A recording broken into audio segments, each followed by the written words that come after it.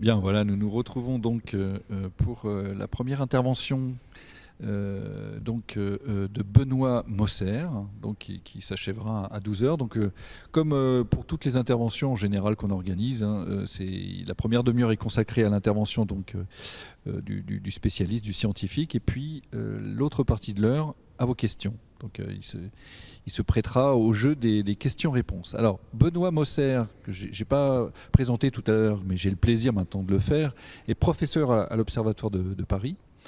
Il a développé en particulier une formation à l'ingénierie spatiale.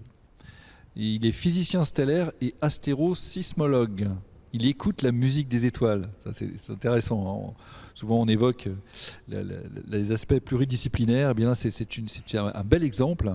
On écoute les étoiles pour comprendre leur structure interne. Peut-être qu'il pourra en dire un mot tout à l'heure. Donc, finalement, on accède à tout ce qu'on ne voit pas et tout ce qui est caché sous la surface du Soleil.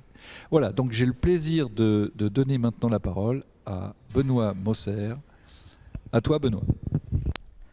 Bien, j'espère que les conditions sonores sont de nouveau bonnes.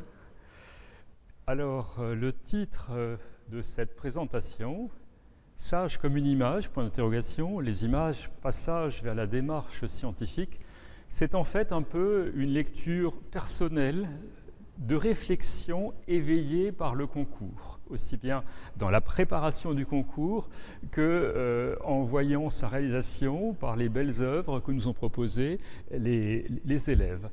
Donc c'est très personnel comme lecture et j'espère un peu vous faire voyager parce qu'on va partir un peu dans le temps, à prendre des images anciennes et vers une réflexion actuelle de la démarche scientifique auquel nous convient les images.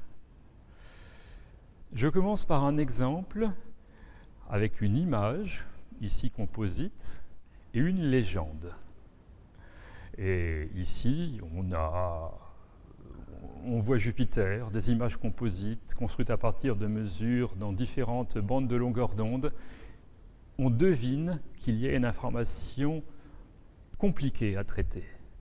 Et sur cette image et sa légende, je vais commencer par me poser des questions. En fait, qu'est-ce qu'une image et qu'est-ce qu'une légende ? Qu'est-ce qu'une image ? Et vous allez retrouver 3 idées dans la présentation. C'est que peut-être une image qui se voit n'a rien d'évident. C'est qu'une image est très dépendante de la qualité intrinsèque et aussi de la qualité de la lecture que l'on peut en faire, et qu'une image, ça n'est pas simplement une figure 2D qui nous bloque la vue, ça comporte plein d'autres dimensions qui nous emmènent bien au-delà de ce que l'on voit et de ce que l'on croit voir.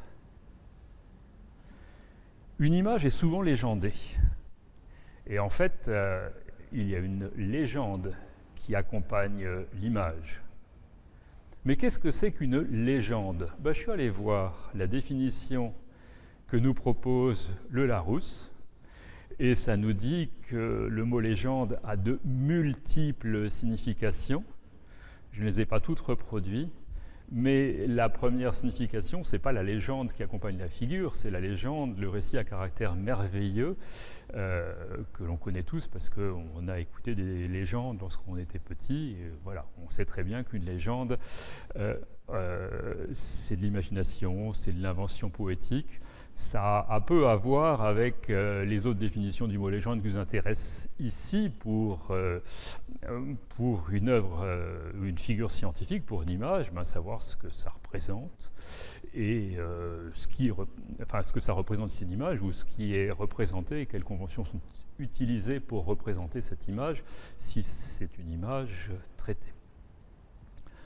Et en fait, cette multiple approche sémantique du mot légende doit déjà nous mettre la puce à l'oreille.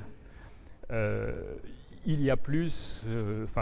la légende nous dit bien que derrière la légende qui accompagne une image, il y a des histoires qui se racontent.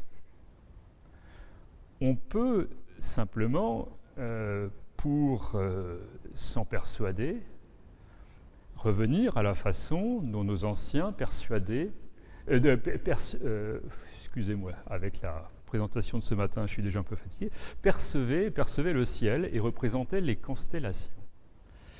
Et quand on voit les multiples dessins qui peuvent représenter les constellations ici de l'hémisphère sud, on se dit, on va mélanger l'image que l'on voit et la légende. On va avoir besoin d'images pour se représenter le ciel et apprendre les constellations de façon plus parlante que simplement des points lumineux qui constellent le ciel. Donc, on a besoin d'images, la légende est présente. Cette approche que nous proposent les anciens est très représentative de l'approche qu'on a aujourd'hui, qui fait que l'on va mélanger plein de niveaux de lecture d'une information scientifique. Et ces niveaux mélangés de lecture nous obligent à nous poser la question vraiment, qu'est-ce qu'une image et comment la lire ? Et sur cette lecture-là, je vais commencer par la traiter dans 3 directions différentes, qui concernent vraiment simplement lire une image. Nous avons ici la Terre, prise depuis un satellite, et force est de constater que pour certains, malgré ce genre d'image, la Terre est plate. Alors, nous sommes d'accord, ça n'est pas vrai, la Terre n'est pas plate. Mais malgré ce genre d'image, certains peuvent imaginer que la Terre est plate, ce qui veut dire que le message que porte une image et sa lecture que l'on peut faire est très diversifiée et qu'on ne va pas tous être nécessairement d'accord.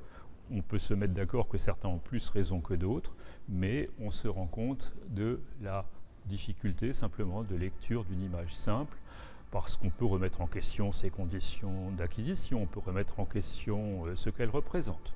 Les questions sont ouvertes et l'évidence n'est pas là. Interrogeons les scientifiques qui vont nous dire que le Soleil est un corps noir. Et c'est là qu'on se rend compte que le discours qu'on peut avoir vers une image est compliqué, parce que lorsque un scientifique nous dit que l'océan est un corps noir et qu'on ne voit pas quelque chose de noir, eh bien, il y a ici un profond dilemme qui repose en fait sur la définition de ce que c'est que le corps noir. On va en reparler un peu plus tard. Mais on se rend compte vraiment que derrière l'image, il y a les mots que l'on met et les mots que l'on partage et qui ne sont pas nécessairement les mêmes entre ceux que l'on peut comprendre et ceux que d'autres personnes vont utiliser. Troisième exemple de difficulté pour lire une image, on entend régulièrement qu'il va y avoir une pleine lune et que cette pleine lune sera une super lune, où la lune sera plus grosse que d'habitude. Et il peut y avoir ce genre de montage. Ici, là j'ai un peu forcé le trait, mais on voit la lune basse sur l'horizon avec un zoom qui nous permet de bien la voir de près, ou la lune perdue dans le ciel. Et on joue sur le changement de taille alors que c'est simplement un changement d'échelle. Bon, revenons sur ces trois exemples. Le premier, on est d'accord, la Terre n'est pas plate, mais ça prouve bien qu'une image en soi ne suffit pas à clore un problème. La question du corps noir, ça nous montre qu'on peut, dans un cadre donné, ne pas comprendre l'adjectif, ici noir, si on en voit simplement la couleur, quand d'autres, plus experts, nous diront, voilà, le rayonnement du corps noir, c'est un rayonnement lorsque la matière et le rayonnement sont à l'équilibre au sein du corps. Et dans ce cas-là, noir ne veut pas dire couleur noire, noir veut dire propriété physique d'équilibre thermique. Et puis, on résout le troisième cas, j'ai déjà donné la réponse, en mettant simplement à l'échelle et en sachant distinguer une image zoomée d'une image grand champ. Et si on se met à l'échelle, on se rend compte que la Lune ne changera pas plus de taille d'une pleine lune à l'autre que ne le permet le fait que son orbite n'est pas tout à fait circulaire, elle est un peu elliptique, et donc il y aura de petits changements de taille, mais c'est tout. En tout cas, l'évidence d'une image est déjà posée. Non, les images n'ont rien d'évident. Et on va continuer ce voyage dans des images astrophysiques qui nous montrent que rien n'est simple. On va simplement s'intéresser à l'image d'une étoile, tout simplement. Après tout, il y a plein d'objets dans le ciel, mais prenons déjà une étoile. Eh bien, on se rend compte que notre imaginaire, imaginaire, c'est amusant cette ressemblance, mais notre imaginaire d'une étoile fait que ça n'est en rien une vraie étoile que l'on représente. Si on est à Noël et qu'on voit une étoile jaune à 5 branches, eh bien, en fait, on est proche de ce que l'on imagine sur une étoile où on voit des branches, on voit des rayons, alors que on peut se convaincre, parce que l'on a appris, par le disque du Soleil, par d'autres cas, que pour 99% des étoiles, une étoile est une sphère, plus ou moins grande, un peu aplatie si elle tourne. Dans des cas, en fin de vie, l'étoile peut avoir une forme plus compliquée avec des éruptions, mais en gros, une étoile, c'est une sphère. Or, pourtant, l'image d'une étoile, pour nous, c'est jamais une sphère. Regardez la figure de la constellation des Pléiades sur une tablette babylonienne. C'est un présage. On reconnaît que ce sont les Pléiades parce que quand on voit cette étoile brillante, on se dit oui, c'est bien les Pléiades. Et bien ces étoiles sont représentées avec leurs rayons. Et la façon dont les Babyloniens représentaient le symbole constellation, c'est 3 étoiles qui ressemblent à des étoiles aussi avec leurs rayons. Et ce rayon, c'est aussi ce que l'on a l'impression de voir lorsqu'on voit les rayons du soleil au travers d'un nuage ou lorsqu'on est ébloui par le soleil et qu'avec un instrument optique, on voit ces artefacts lumineux qui en fait nous cachent l'image réelle d'une étoile. Alors c'est quoi l'image d'une étoile ? Pour ça, on va simplement s'intéresser à la figure du milieu que je vais agrandir, qui nous montre un champ d'étoiles. Je ne sais pas lequel, ça n'a pas d'importance. Mais donc finalement, l'image d'une étoile, ça va être un petit point lumineux pour les étoiles les moins lumineuses du champ, ou bien va-t-on voir des aigrettes qui l'accompagnent pour les étoiles un peu plus lumineuses et qui apparaissent aussi un peu plus grosses, ou bien est-ce que ça va être est-ce que l'étoile qui est au centre du champ, qui est la plus brillante, c'est elle qui va nous dire ce que c'est que l'image d'une étoile ? Je pense que tous les élèves participant aux activités d'Astro à l'école savent qu'aucune des réponses n'est bonne.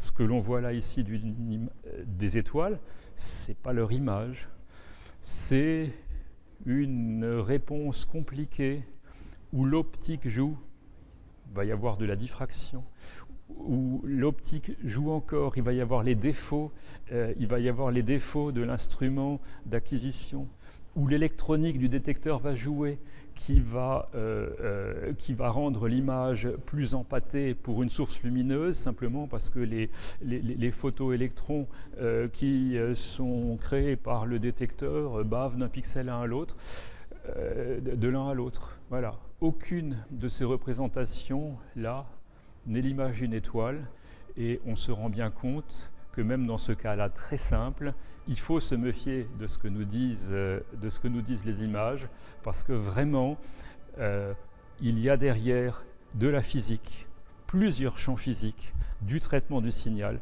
qui doivent nous permettre, qui doivent agir pour nous permettre de comprendre et de maîtriser la lecture de cette image. Pendant longtemps, les astronomes ne se sont pas souciés en fait des images, parce que l'astronomie était surtout une science de position où on s'intéressait à des notions de temps et d'espace.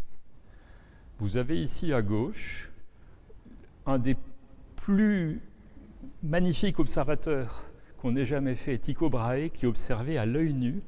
Le roi du Danemark lui avait offert un observatoire extraordinaire, Uraniborg, sur une île au Danemark, et il a mené des observations les plus précises de son temps. sans l'aide d'appareils optiques, mais avec des mesures de position. Vous le voyez installé dans un quart de cercle, son doigt qui pointe vers une étoile qui passe par une ouverture dans le mur qui lui fait face. Son doigt-là définit l'action qu'il mène.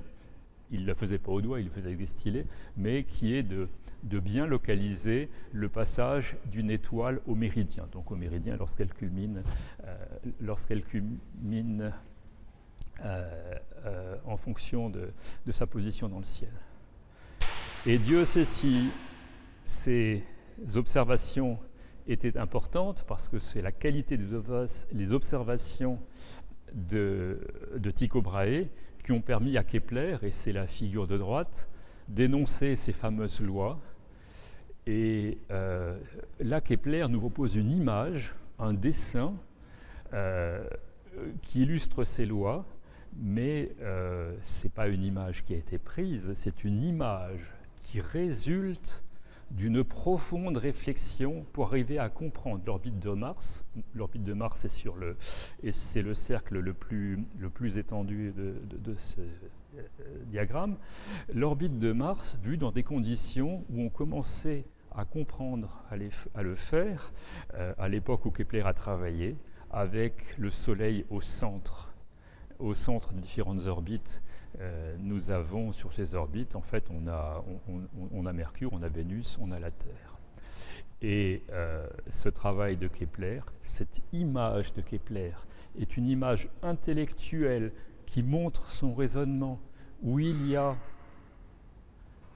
et c'est extraordinaire, de simplification, mais de complexité aussi, le Soleil au centre du système et Mars observé au même endroit sur sa révolution autour du Soleil à différentes périodes depuis la Terre, et on construit des triangles, et cette triangulation permet de reconstruire l'orbite de Mars, et Kepler a ainsi énoncé ses lois. Donc, sans qu'on ait d'images pour traiter les données, on a ici une image pour supporter un raisonnement. Pendant longtemps, vraiment, ces affaires de position étaient vraiment le nœud du travail de mes prédécesseurs astronomes. Et vous avez ici représenté un transit de Mercure devant le Soleil au XVIIIe siècle, et un équivalent aujourd'hui, et qui résonne avec l'événement fondateur d'Astro à l'école, qui est le transit de Vénus en 2004 devant le Soleil. Voilà, Astro à l'école résonne avec des travaux menés à l'Observatoire il y a 3 siècles. Arriver à maîtriser les distances et les mouvements horaires dans le système solaire en profitant d'événements qui sont fortuits, mais qui ne le deviennent plus lorsqu'on les comprend, qu'on les interprète et qu'on les traite numériquement, tel que Christian Larcher vous l'a exposé dans sa présentation tout à l'heure. Ça nous permet vraiment de faire l'astronomie la plus précise. Alors, on va quand même quitter l'astronomie de position et se dire qu'à l'Observatoire de Paris, qui est ici représenté, sans la coupole Arago où nous sommes, parce que la coupole Arago n'est du XIXe siècle, alors que là, la représentation, elle est du XVIIe. Voilà. En fait, le roi Louis XIV a demandé à l'Académie des sciences il a donné des fonds pour construire cet observatoire, à l'époque en dehors de Paris, pour mener des observations qui étaient très importantes, aussi bien pour se situer dans le ciel que pour se situer sur Terre, parce que derrière ces mesures dans le ciel et de carte de ciel, il y a des questions de carte géographique qui sont très importantes et qui intéressent un roi qui veut savoir quelle est la taille de son royaume. Bon, il y a eu énormément de travaux qui ont été menés, mais je vais m'intéresser aux travaux d'imagerie astronomique. Et on peut, par exemple, ici, voir un formidable résultat obtenu par un des membres de la dynastie Cassini, Jean-Dominique Cassini, en 1679, sa carte de la Lune. Quand on voit ce résultat-ci, on se dit qu'on a là un formidable résultat scientifique parce qu'il y a la compilation de très nombreuses observations pour arriver à ce grain de détail à la surface de la Lune. Et on sait bien qu'on ne peut pas observer ces détails-là sur une pleine Lune telle qu'elle apparaît représentée. On peut extraire ces détails-là en faisant des observations lors des quartiers au terminateur, à la région la limite entre la nuit et le jour, tel que l'on fait des élèves dans le cadre du concours. C'est l'image de droite que vous en représentez. Ce résultat scientifique, eh bien, on se rend compte, et là je fais référence au début de mon exposé, qu'il n'est pas que scientifique. Si on agrandit une des mers qu'a représentée Cassini, on se rend compte qu'il a représenté un petit cœur. Je vous rappelle qu'une image est légendée, et cette légende, elle peut nous emmener vers d'autres mondes que ce qu'on représente. Pourquoi Cassini a-t-il représenté ce cœur? Je ne sais pas. Il faudrait que j'aille discuter plus en détail avec les bibliothécaires qui gèrent le fonds de documentation scientifique ici, pour voir ce qu'il a voulu raconter ici.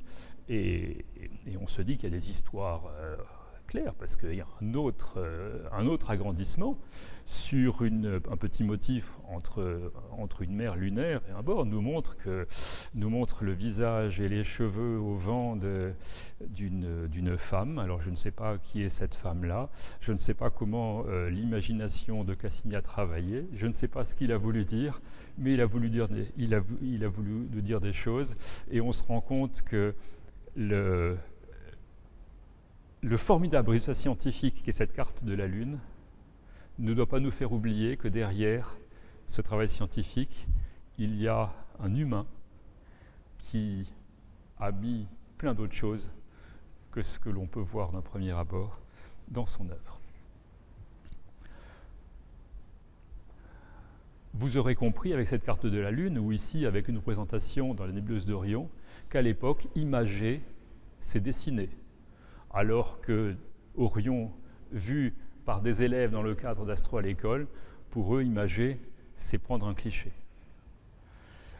Imaginez le travail qu'il faut, la précision qu'il faut pour représenter ces détails, et aux petites différences près liées au fait que l'œil humain qui a conduit au dessin et la caméra CCD qui a conduit à l'image photo ne sont pas tout à fait semblables, sensibles dans les mêmes gammes de longueur d'onde, on se rend compte vraiment de la qualité du travail de l'observateur, avec en plus, et c'est le cartouche qui vous l'indique, avec en plus la précision apportée dans les mesures photométriques traduites par ces grandeurs des étoiles comparant une étoile à une autre et repérant celles qui sont de la même grandeur et classant les grandeurs d'étoiles, ces grandeurs d'étoiles ont très directement conduit aux magnitudes que l'on utilise aujourd'hui.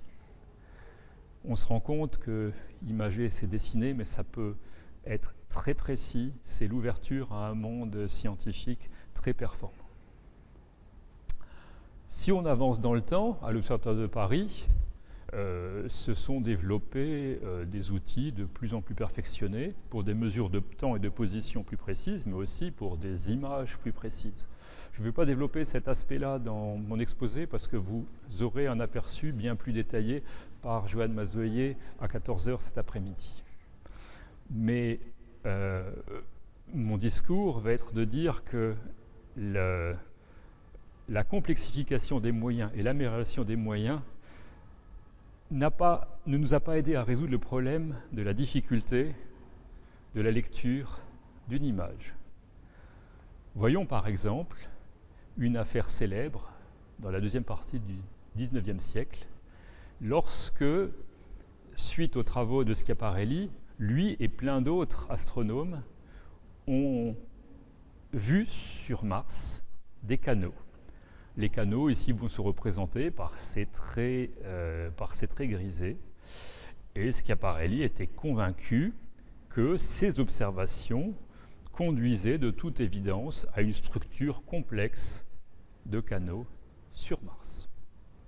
Son télescope à l'époque était très puissant, mais un collègue à lui, Antoniadi, avec encore un peu plus tard et encore une meilleure instrumentation, a pu se rendre compte qu'en fait ces fameux canaux rectilignes imaginés par l'œil suite aux observations de Mars étaient en fait des alignements fortuits de structures un peu contrastées de la surface de Mars.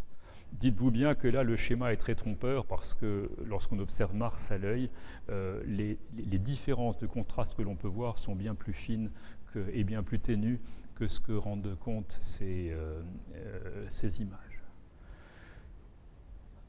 Avec un modèle imaginé peut-être par le plus performant, mais à l'époque, savait-on s'il y avait d'hommes sur Mars? On pouvait se poser la question, on n'avait pas de réponse a priori. Avait-on envie d'imaginer qu'il y ait des hommes sur Mars? Oui, sûrement, on l'avait déjà fait sur la Lune et puis sur Saturne, enfin partout. On n'avait pas de réponse a priori là-dessus. Après tout, imaginer des canaux martiens suite à une image interprétée, eh ben, c'était une aventure scientifique, après tout normale, qui, comme toute aventure scientifique, a pu être analysée et ici réfutée.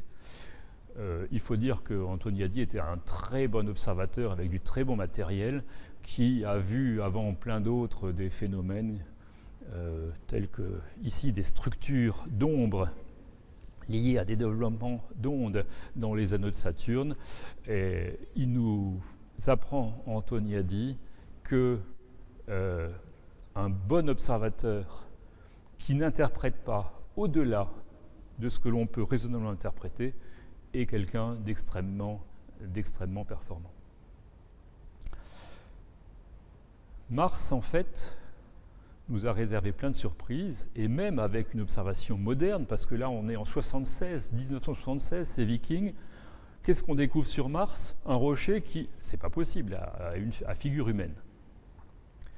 Et Dieu sait ce que cette figure humaine a pu faire gloser certains à l'époque, parce que ça montrait que ceci, que cela. Bon, il n'y avait aucun développement scientifique derrière cette figure humaine. Lorsque des observations Mars Global Surveyor en 2001 ou 2003, je ne sais plus, montrent que oui, il y a tous les ingrédients sur cette colline pour pouvoir imaginer un nez, une bouche, des yeux, mais bon, voilà, tout simplement, c'est de la géologie toute bête qu'il faut comprendre, et il faut arrêter d'aller voir. Enfin, l'imagination a le droit de travailler vers des images, mais l'imagination doit être maîtrisée pour se dire oui, ça ressemble à un visage. Non, ça ne dit rien d'autre que le fait que ça ressemble à un visage. Bon, Mars, c'est une planète compliquée pour ça, et une autre image martienne, mais ce n'est pas une image prise, c'est une image travaillée qui donne un résultat.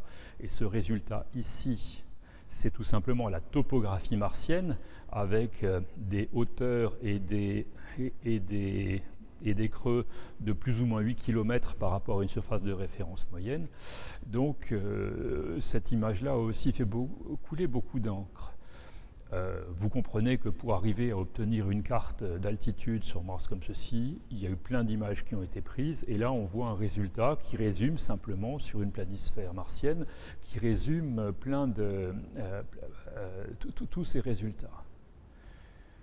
Mais, et si on compare au cas équivalent sur Terre, on se rend compte que le code couleur qui a été utilisé pour l'image martienne n'est pas neutre.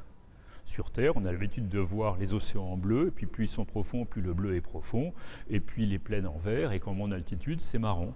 Et si on revient à la carte martienne, eh ben on se rend compte que le code couleur martien a été choisi de manière tout à fait équivalente, et a laissé croire à certains que oui, c'était évident, ça se voit qu'il y a de l'eau sur Mars. Regardez ce magnifique lac profond et cet océan dans l'hémisphère nord. Ça se voit. Ça se voit si on oublie que le code couleur qui est ici représenté, c'est des altitudes, mais ça ne nous dit pas qu'il y a de l'eau sur Mars. Alors rechercher l'eau sur Mars est très important, mais en tout cas de l'eau sur Mars, oui il y en a, mais il n'y a pas d'océan tel que c'est représenté sur cette échelle de couleur, mais qui nous rappelle que la façon dont on légende une image est super importante et on peut faire travailler notre imagination et s'imaginer aller se baigner sur Mars alors que ça n'est vraiment pas le cas. Les codes de couleurs sont très importants, on le découvre dans d'autres images et on peut bien traiter les codes de couleurs. J'aimerais savoir combien de temps il me reste, histoire que je dimensionne bien mon discours. Là, on a un code de couleur, cette fois-ci, on n'est pas sur un traitement d'image comme sur Mars, on est vraiment sur des champs stellaires, on a un amas globulaire d'un côté, on a un amas jeune au sein d'un cocon d'étoiles de l'autre. On essaye aujourd'hui, et ça s'est fait dans le développement du télescope spatial, d'avoir des couleurs qui en fait sont bien plus jolies que ce qu'un œil humain pourrait voir, surtout que jamais on ne fait ce genre d'observation à l'œil, parce qu'il faut poser tellement longtemps que l'œil ne peut pas faire ce genre d'observation. Mais on essaye de reproduire les couleurs que verrait l'œil humain et d'y mettre une signification où là on retrouve la signification du corps noir que j'ai introduit tout à l'heure, avec des étoiles plutôt jaunes, certains un peu plus rouges même et plus lumineuses, qui sont des étoiles plutôt vieilles, et des étoiles plutôt bleues d'un autre côté, qui sont plutôt des étoiles jeunes. On se rend compte que voilà, on peut utiliser la couleur dans le choix des images pour faire porter une information scientifique, mais il faut bien la comprendre, parce que dans l'image avec cet amas d'étoiles brillantes sur la droite, bleu très jeune, le bleu qui représente les étoiles et le rouge qui représente le fond stellaire, étant issus de filtres utilisés de façon tellement spécifique, ne portent pas la même information. Mais bon, ici on a un résultat esthétique avec le contraste entre les deux images. Le contraste de longueur d'onde est très utilisé pour voir par exemple la même galaxie dont j'ai oublié le nom parce que je l'avais noté mais je l'ai oublié. D'un côté en lumière visible, où on se rend compte que dans le plan de la galaxie, on a de la poussière en absorption qui apparaît donc noire. Mais cette poussière en absorption noire dans le visible apparaît sa figure de droite, lumineuse dans des longueurs d'onde bien plus longues, à des énergies bien plus basses, on est dans l'infrarouge, et on fait de la belle physique à ainsi comparer des informations spectrales différentes, et là on nourrit l'image par plein d'autres informations, qui est l'information spectrale, pour mieux comprendre la structure de ces objets, et avec derrière une règle très générale qu'on va retrouver illustrée de 1000 façons, à savoir que lorsqu'un objet apparaît sombre dans une gamme de longueur d'onde, il va apparaître lumineux dans une autre gamme de longueur d'onde à plus grande longueur d'onde, parce qu'il faut bien qu'il rayonne cette énergie qu'il a absorbée. Là, nous avions un exemple plat dans une galaxie, on a un exemple 3 dimensions dans cette structure, dans ce nuage moléculaire, où on a encore les régions d'absorption en visible à gauche qui apparaissent obscurcies, mais du coup, elles rayonnent en longueur d'onde infrarouge à droite, vue par Spitzer. Donc, on est aujourd'hui, si on s'en donne les moyens, on a aujourd'hui la possibilité vraiment de travailler ces images dans de multiples directions et de comprendre la physique qu'il y a. Mais on triche ce faisant, parce que si je vous dis qu'à gauche l'image est visible, ok, on la voit être visible, à droite elle est infrarouge, il a bien fallu que l'on traduise en couleur visible ce que l'œil ne voit pas. Et là, l'image intrinsèquement ne peut que tricher si on veut représenter et voir dans notre gamme de longueur d'onde le visible ce qui nous est invisible par ailleurs. Et des choses invisibles, ça c'est sûr que l'univers nous en donne, Et on doit aujourd'hui vraiment bien lire une image en apprenant à lire une image en rayons X, c'est le soleil en bas à gauche, une image en infrarouge. Bon, là, je n'ai pas résisté à, vu le nombre d'étudiants qui nous montrent la nébuleuse de la tête de cheval dans Orion, de la montrer pas en visible, mais en infrarouge aussi, d'aller voir du côté des pieds de la création, ou d'aller voir les bizarreries que nous propose l'astrophysique lorsque la figure à droite en bas nous propose Jupiter éteint par rapport à Io, parce que justement, on l'a observé dans une gamme de longueurs d'onde où Jupiter est totalement absorbant, sauf les calottes qui restent illuminées, et Io, qui intrinsèquement est beaucoup moins lumineux, est lui très visible. Pour bien lire une image, en fait, on se rend compte que derrière, il faut vraiment bien la légender, et la légender dans le sens 4 et 5 qui était donné en début de l'exposé, à savoir aller vers l'interprétation scientifique, et non pas vers la légende où l'imagination prend trop le pas sur la science. Ça, c'est mon transparent le plus didactique. En fait, pour bien lire une image, de quoi on a besoin? Alors, si certains d'entre vous sont en train de regarder cet exposé en se disant « Ah, je veux faire le concours l'an prochain », eh bien, travaillez les conclusions parce que vous allez y trouver des petites informations. Il faut déjà bien connaître et caractériser le matériel d'observation parce qu'il faut savoir dans quelles conditions on travaille. Et voilà, on sait très bien qu'il faut un marteau pour enfiler un clou et que si vous prenez un tournevis, ça ne marche pas. C'est la même chose quand on observe. Les conditions d'observation aussi sont super importantes parce que des mauvaises conditions d'observation vont vous rendre impossible toute interprétation de résultats, alors que des bonnes conditions d'observation seraient tip-top. Il va falloir étalonner les différentes échelles de l'image. Je pense à l'échelle des dimensions qu'on va approcher sur le ciel, mais aussi la troisième dimension qui est le flux que l'on voit. Il faut savoir ce que l'on voit. Dans cette image, après, il y a plein d'informations, mais il y a des biais qu'il faut corriger. Il y a des bruits, j'ai mis des guillemets parce que ce n'est pas le bruit qu'on fait en classe quand on bavarde, c'est le bruit vraiment, toute cette information stochastique qui se rajoute au signal et qui fait qu'on l'interprète un peu moins bien, et puis il faut aller chercher le signal tel qu'il est. Et puis à la fin, ce signal, il faut l'interpréter dans un cadre précis.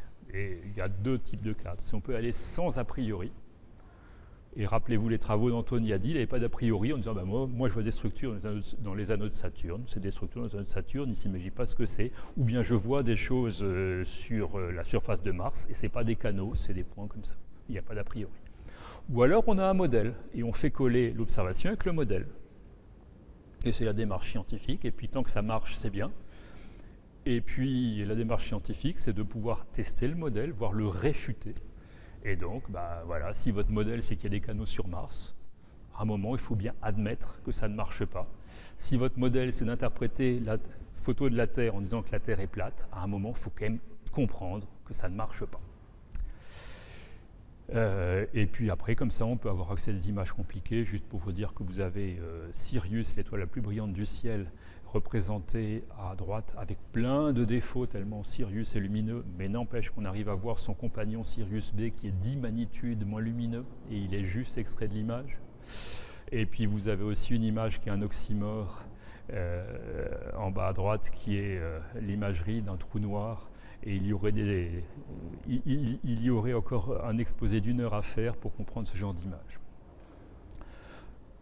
Mais nul n'a besoin d'images pour faire la bonne science. Je me souviens, on est en 1995, bon alors, vous, élèves, n'étiez pas nés à ce moment-là, mais en 1995, quand même, il y a un coup de tonnerre en astrophysique, c'est quand nos collègues Mayor et Queloz disent, mais regardez, cette étoile, 51 PEG A, elle a un compagnon, 51 PEG B, qui est une exoplanète, une planète qui tourne autour d'une étoile qui n'est pas le Soleil. Il n'y avait pas d'image, il y avait cette figure-ci. Bon, ce n'est pas la figure d'origine, mais c'est une figure comme ça. Il y a simplement donc une modulation, une vitesse qui correspond à la traduction du mouvement de l'étoile perturbée par la planète. Et là, Mayor et Queloz ont vu une exoplanète. Et suite à ces travaux, on a découvert des milliers d'exoplanètes et il y a tout un champ scientifique qui s'est éveillé. Ça prouve qu'on a pas toujours besoin d'une image, même pour avoir le prix Nobel que Mayor et Queloz ont eu de façon tout à fait normale il y a 2 ans. Et je termine sur ce dîner transparent avec des œuvres, un choix d'œuvres du concours.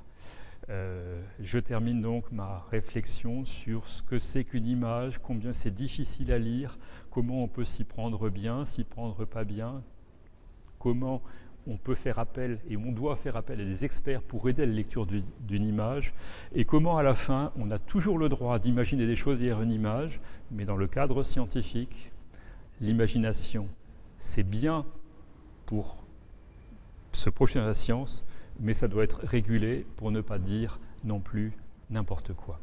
En tout cas, soyez assurés que les élèves qui ont participé au concours, ils n'ont pas dit n'importe quoi, ils ont conduit de beaux messages scientifiques et j'espère leur avoir rendu hommage par cette présentation. Je vous remercie.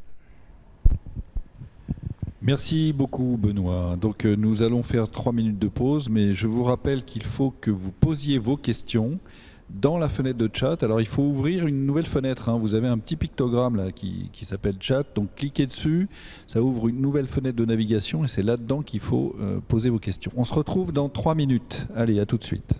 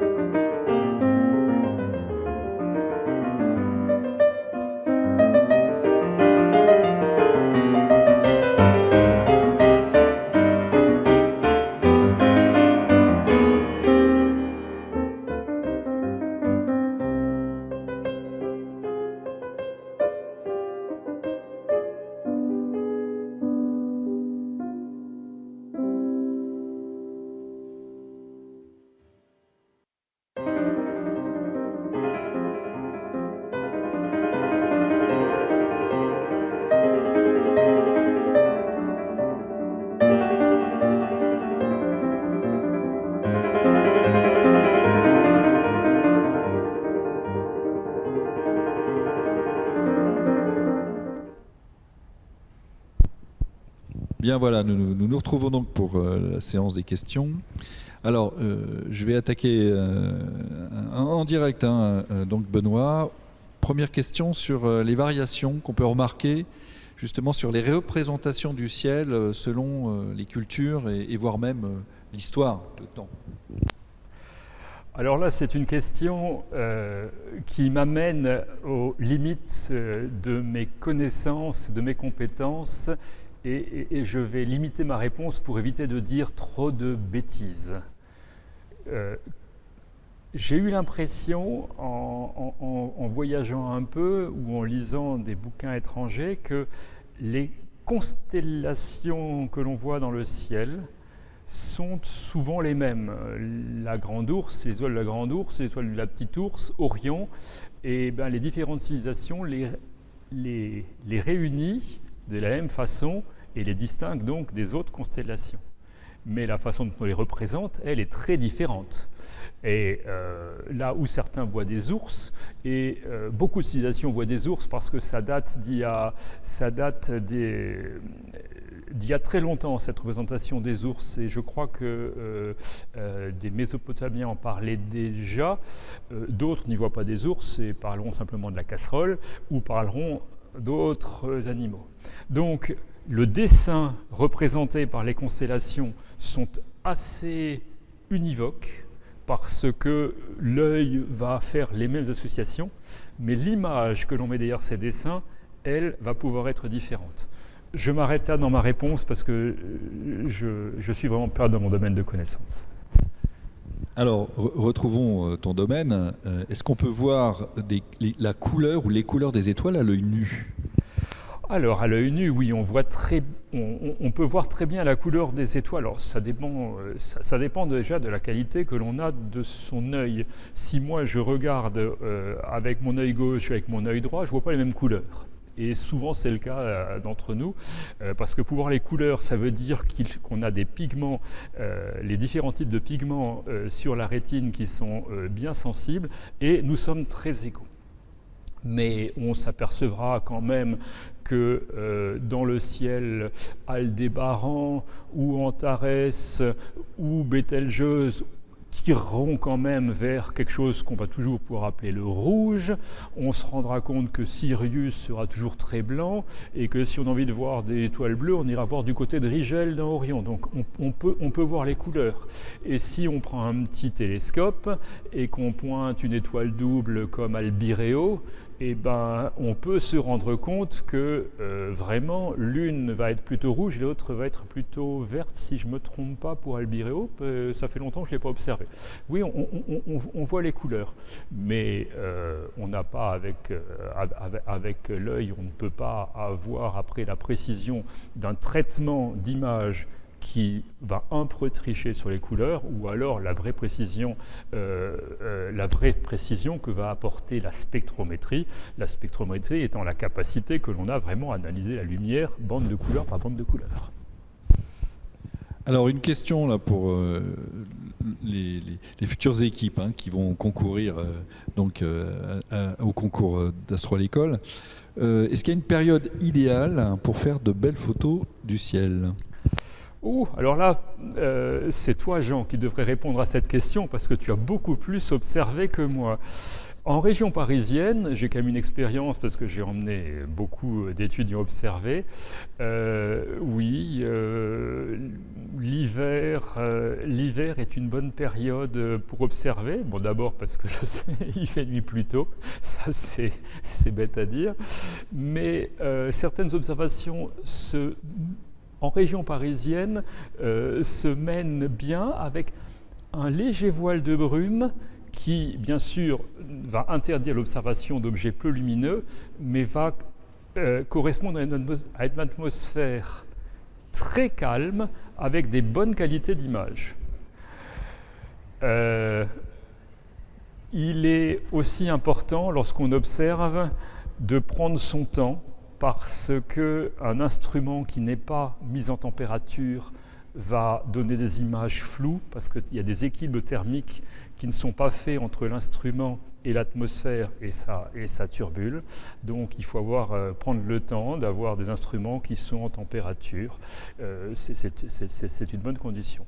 Après, la météo, c'est un peu aléatoire. Mais je suis sûr, Jean, que tu peux compléter avec des éléments de réponse parce que tu es bien plus performant que moi dans ce domaine. Oui, Benoît, mais aujourd'hui, c'est toi qui dois répondre aux questions.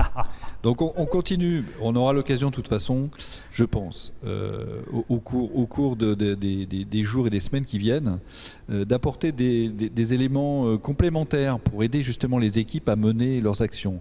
Mais là, il y a une question très précise sur les quelques conseils qu'il faudrait leur donner, justement, pour mettre en œuvre cette démarche. Est-ce que tu peux donner quelques conseils éventuellement généraux ou quelques conseils pratiques? La démarche donc pour le concours? Oui, tout à fait, pour le concours, pour justement la réalisation des images qui vont ensuite être présentées au concours. Alors, je vais peut-être être un peu technique, mais comme je l'ai dit dans un des liens transparents, c'est toujours important de savoir, de connaître les conditions dans lesquelles a été acquise une image. Quel matériel, quel choix de réglage, quel filtre, quel temps de pause, quel traitement après. C'est important parce que derrière cette information, on va pouvoir se dire, ben oui, ils ont bien travaillé, oui, c'est en effet raisonnable, ou alors non, si certains phénomènes que l'on voit sont des artefacts, parce que de toute façon, il n'y avait pas les conditions réunies pour bien voir le phénomène. Donc des informations techniques, vraiment sur les conditions d'observation. La façon la plus simple de résumer ceci, c'est si on voulait refaire vos observations, ben on doit avoir les informations simplement pour pouvoir les refaire et avec le matériel ad hoc. Ensuite, la façon dont on interprète l'image est importante et arrive un moment, par exemple, où dans de nombreux sujets que vous pouvez aborder dans vos activités, il est vraiment important d'avoir une échelle. Une échelle qui va nous dire, ben voilà, ça c'est tant de minutes d'angle sur le ciel, ou voilà, ça c'est un niveau de couleur. Ce genre d'information est utile. Mais le plus important aussi, au-delà de la technique, c'est votre démarche à vous, scientifique. On va tout à fait comprendre que vous êtes des scientifiques en herbe, donc on ne va pas attendre de vous d'être des prix Nobel du domaine, mais on veut voir cette démarche scientifique et on veut voir le lien entre votre démarche, votre projet et ce que vous réalisez. Et cette adéquation-là est très importante. On ne vise pas l'œuvre parfaite, on vise l'œuvre démonstrative au sens, ben voilà, avec ce que je vois là, je comprends tel phénomène, j'explique tel phénomène, je pose telle question. Ça, c'est important et c'est le premier point que je donnais et ce matin et tout à l'heure, la démarche scientifique. On doit l'avoir. Merci pour ces informations complémentaires. Alors, on approche maintenant de la fin de cette première intervention du matin, mais je voudrais revenir sur ce que j'avais évoqué à ton sujet, c'est en particulier ta démarche d'astérosismologie. Donc, il faudrait quand même que tu nous donnes quelques explications sur la manière dont on peut écouter les étoiles.